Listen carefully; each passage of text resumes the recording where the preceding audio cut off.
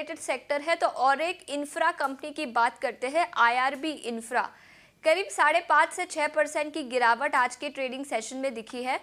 In fact Nifty 500 index पर देखें तो सबसे बड़ा सेक्टोरल लूजर है आईआरबी इंफ्रा, 5.7% की गिरावट के बाद क्या अब खरीदारी के मौके बन रहे हैं?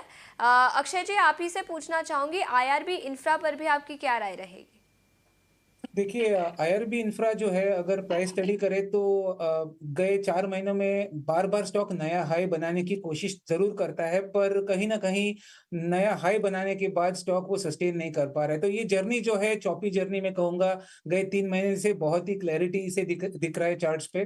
तो मैं कहूंगा ये चौपी नेचर है स्टॉक का। लॉन्ग टर्म के लिए अभी तक कुछ क्लैरिटी नहीं मिल पा रही है, या मीडियम टर्म के लिए भी कुछ सेट टारगेट्स नहीं बन पा रहे। तो मीडियम या लॉन्ग टर्म के लिए थोड़ा वेट कर लीजिए। ट्रेडिंग की अगर राय आप बनाए तो हल्के से रेजिस्टेंस पे है। चार्ट्स में जिस तरीके से सेटअप बन रहा है, शायद स्टॉक हल्की से प्रॉफिट बुकिंग का शिकार हो, जहां पे आपको 65 या 68 तक निचली स्तर में दिख सकता है।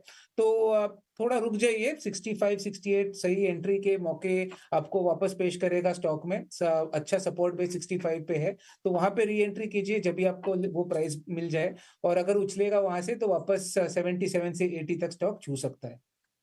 तो आईआरबी इंफ्रा पर ये राय, 65 से 68 तक के लेवल्स आईआरबी इंफ्रा में दिखाई दे सकते हैं और अगर वो लेवल्स पर स्टॉक गिरता है तो तभी खरीदारी के मौके बनेंगे।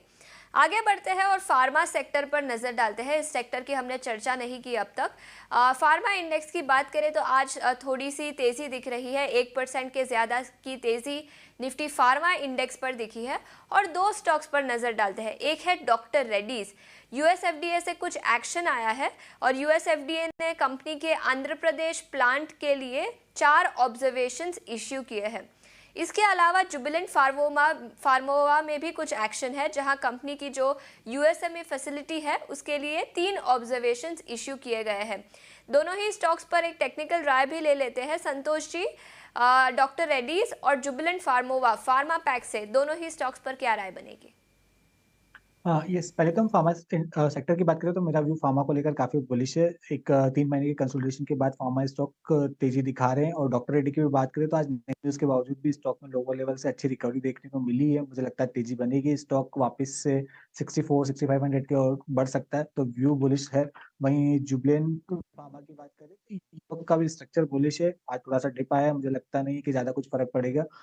लोअर लेवल से इसमें भी खरीदारी देखने को मिल सकती है। ऊपर ये भी स्टॉक शायद 870 रुपए तक के लेवल दिखा सकता है आने वाले समय में। ये राय थी जुबिलेंट फार्मोवा और डॉक्टर रेड्डीज पर। आपने कहा कि आपका नजरिया पॉजिटिव है फार्मा इंडेक्स पर। दो स्टॉक्स की और बात करते हैं फार्मा इंडेक्स से ही। केवल दो स्टॉक इंडिया के नंबर 1 ब्रोकरेज जीरोधा के साथ जुड़िए, जहां पर आपका ब्रोकरेज कुछ भी नहीं लगेगा। ब्रोकरेज लगेगा तो सिर्फ इंट्राडे ट्रेड में, वो भी सिर्फ 20 रुपए। तो दोस्तों, अकाउंट ओपनिंग की लिंक डिस्क्रिप्शन में है, जाए लिंक पर क्लिक करके जीरोधा में अकाउंट ओपन करवाएं।